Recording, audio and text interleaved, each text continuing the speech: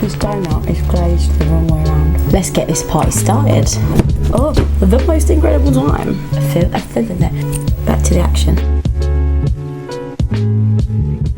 Hi everyone, welcome back to Molly's Face. I know it's been a little minute. I just couldn't think of anything to film, but I'm back, I'm here, ready to get my shit back together. This is just going to be a simple one because I've still not got anywhere to go, so that's nice. Over the course of sort of lockdown to the last 2 or 3 months, I've been reading more. I've been trying to read more. I've been trying to read different things to what I normally would, and I feel like I've read a few. It was a New Year's resolution for me to read 24 books in the year. I think I'm halfway through. I've got a little highlight on my Instagram if you want to go check it out. I've been achieving that and been reading lots of different things actually, so I thought I would come on here and tell you all and also do some makeup at the same time, as that is not my USP, that is just like my brand. I'm just going to do a simple look. I've got about 5 or 6 books that I really want to tell you about, ones that I've enjoyed the most out of the books that I've read so far this year. They're massive. Actually, not this year. One of them I read last year. They're all quite different and I love them in different ways, so I will just chat you through them. This donut is glazed the wrong way around.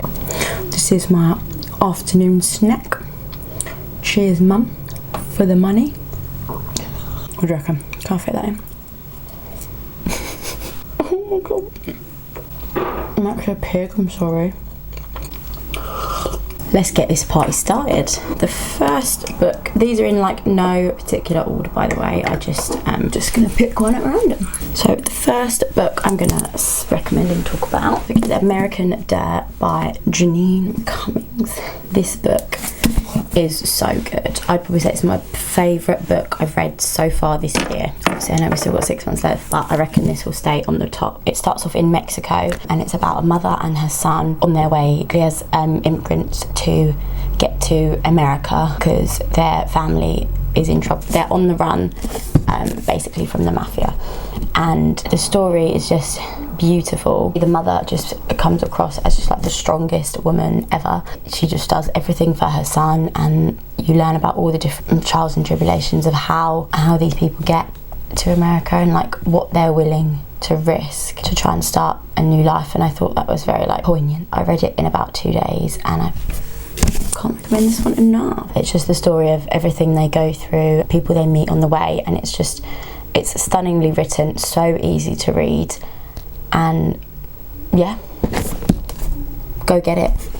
It was incredibly eye-opening to me, and it's something you never really think about that happen, well, especially me because obviously I'm over in the UK. It's something that I wouldn't really think about very much, about how people actually do the journey, and it was quite shocking to see what people go through because the author, obviously did tons and tons of research and like consulted so many different authorities and people that have done the journey or plan to do the journey and things like that. It was incredible, so I cannot recommend that one enough. I get all my books obviously off Amazon. I will leave links for them all down below. The look we're gonna do is just very chilled out, sexy vibes to go to the post office. So I used to have to commute obviously at the beginning of the year, so I read all sorts of random things. So that one and this one, they're just not connected at all.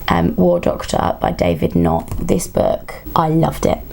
I absolutely loved everything about it. So this man, David Knott, he is a doctor. Basically, this man is a saint. Takes time off of his job and he goes to third world countries, places where there's war, generally civil unrest, things like that, and the doctors and the health care just is not up to scratch. This is just a tale basically of everything he goes through and what the conditions are like and his stories, and some of this man's stories are astounding. Basically, it's hard to believe that this is what things are actually like you can hear about things on the news, but when you've like read an account of something, it just seemed more realistic, I thought. And there are times where you don't actually know if he's going to come back, basically, because he's in war zones, they're being bombed, they're meant to have humanitarian status or whatever, I don't officially know the name, but people like ISIS and things like that, they don't care.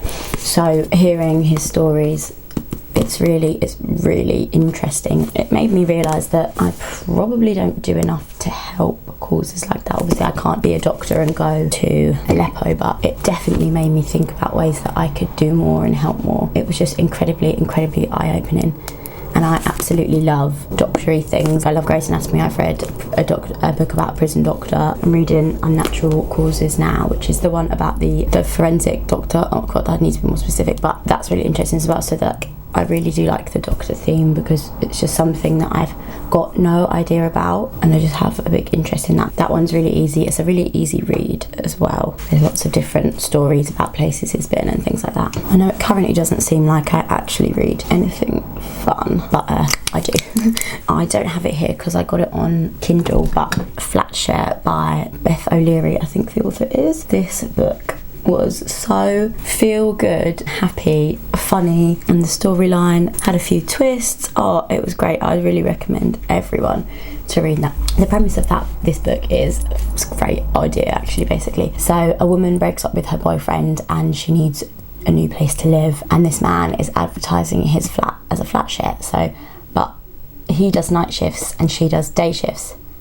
So they live in the same flat, and there's one bed, they share the same bed, but he's only ever in it in the daytime and she's basically only ever in it after work of a night time, and they basically live their lives never meeting, and like their lives cross paths and things like that. And then obviously the story evolves, and I don't want to give anything away, but the joy that this book gave me was unparalleled. I basically told all my friends to read it and they all loved it, and I think I read it in like 2 days in the garden in the sun and just had the most incredible time. I don't know how this video will turn out, but you know, I'm enjoying making it, but I'm so happy that I've fallen back in love with reading, basically. So at uni I feel like a lot of people have this perspective, because I was sort of forced to do lots of reading for seminars and things, and they should have been things I enjoyed, but a lot of the courses and the readings weren't. It just basically stripped me of my joy and my love for reading, and I used to read so much when I was little. Since uni that sort of went away. The commuter life got me back on my reading hype, because as much as I love watching telly, you just can't beat the vibe of sitting down, nice cup of tea. Either like I just lay on my bed and read, I'll sit outside in the garden if the weather's nice and have a nice read with a little bevy, and it's so calming, it's so relaxing. I feel like I can take myself away to all of these places and really like enjoy it. Okay, now the browser's done, back to the action. These next two are just really fun reads, great stories, and books that I loved. This is Crazy Rich Asians.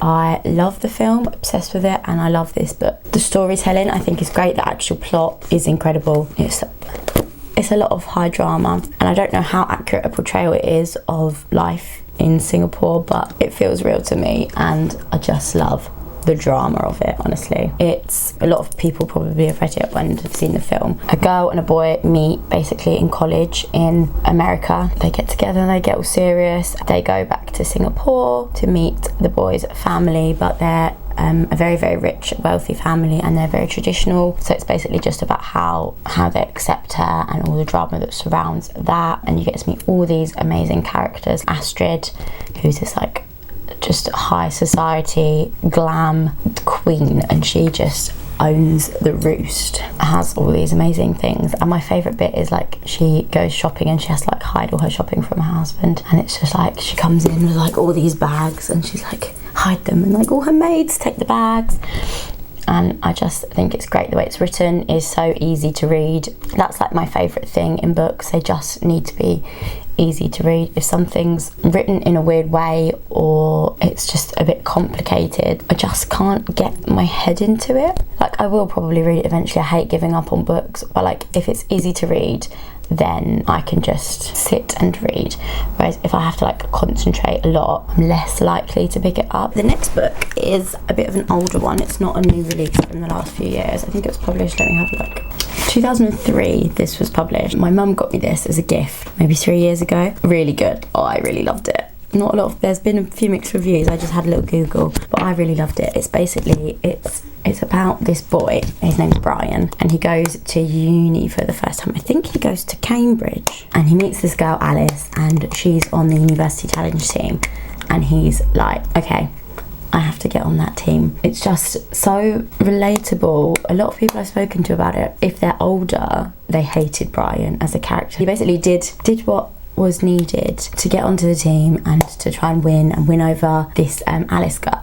Older people thought he was just stupid and so naive, and I read it as an 18-year-old, which is the age he is in the book. It felt so relatable because he had no idea what was going on. He was just like this boy still at 18 really, who thought he was so grown. It's just hilarious and very, very entertaining to see how Brian handles being on the University Challenge team and wanting to win so badly, all the things he goes through. But yeah, I would definitely recommend. It's from David Nichols, the bloke who wrote One Day. This is his first novel, I think. Daily Mail called it hugely entertaining, and I would agree wholeheartedly. Right, I should actually just do some makeup for a second because I'm just blabbing on.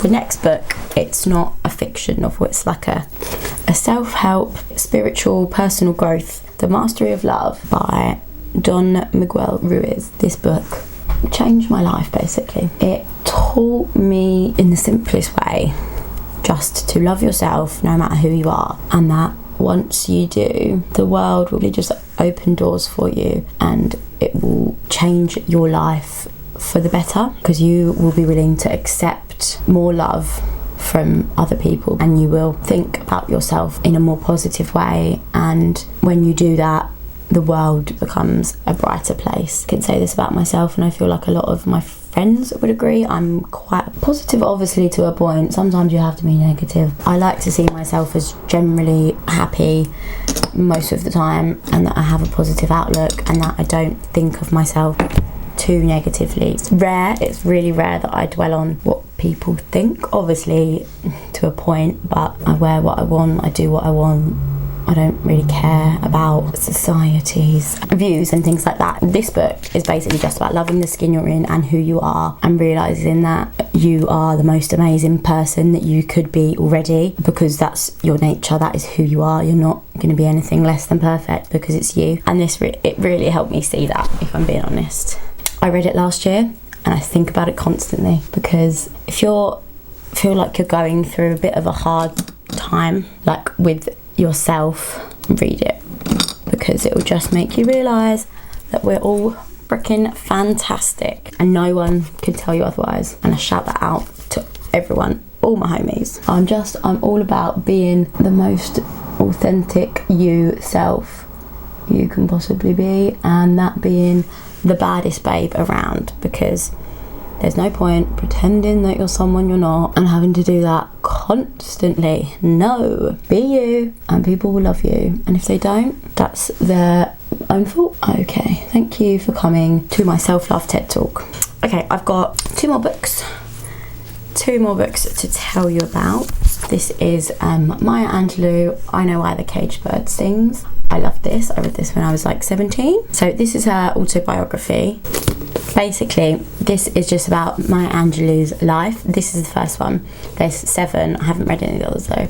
But that is the recount of her childhood living in the American South, the life she had with her grandmother in the 30s, the racism she encountered and the troubles she went through. And it's very on topic at the moment with the Black Lives Matter movement, and I think it's a brilliant read. It opened my eyes a little bit. It just helped me to see what was going on, and it gave me more knowledge of different people's lives. She's been through so much in her life, and she's telling her story for everyone so that we can all learn from it, and I think that's just the most that anyone can ask for. It's written beautifully again, and the storytelling is just, but it's sad as well, because it talks about all the horrible hardships that she had as a child growing up during that time.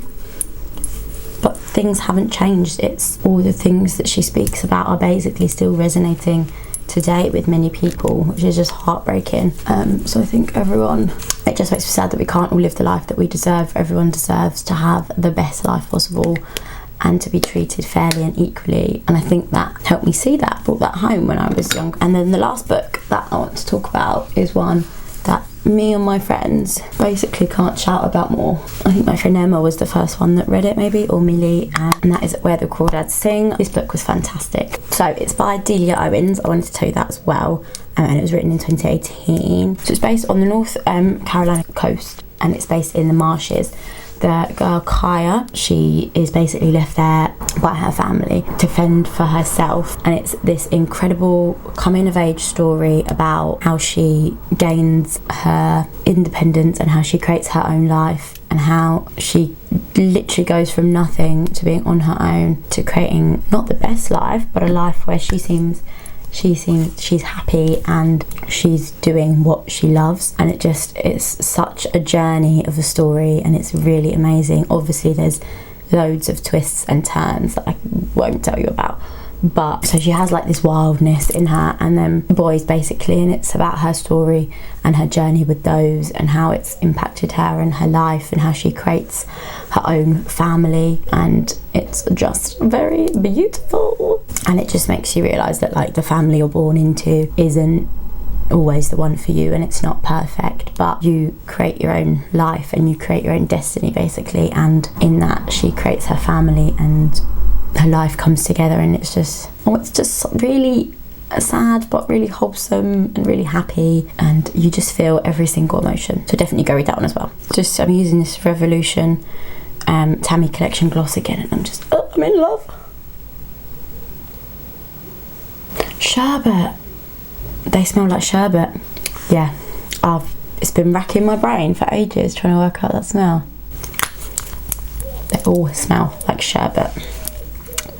Right, let's get a bit of highlighter on.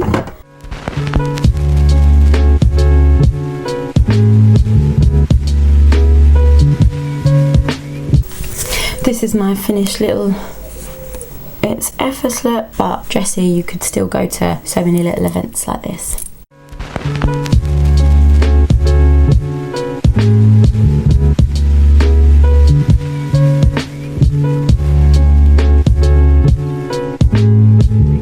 Okay, I just want to say thank you so much for watching. I know this is a bit of a random one. It's my first sort of thing like this, so it was probably a bit rubbish. If you liked it, let me know, and I'd be happy to do some more, because I do very much love to read a book, and I just think sharing books and sharing stories and opening your world up in different ways is amazing. And I think the more people know about different books, the better, because there's so many out there. It's so hard to know what to read, and sometimes it can be quite daunting. A simple, wholesome, conclusive video like this one gives you a nice, what have I done, like 6 or 7 books? They're all fantastic. They're all very easy to read, otherwise I wouldn't be recommending them to you. They're all, you would want to sit there and just while away your hours reading these books, because that's exactly what I did, and I'd love to share that joy with you all. Thank you for watching. Don't forget to like and subscribe. That would mean the absolute world to me. Yeah, I think that's it. Happy reading, everyone.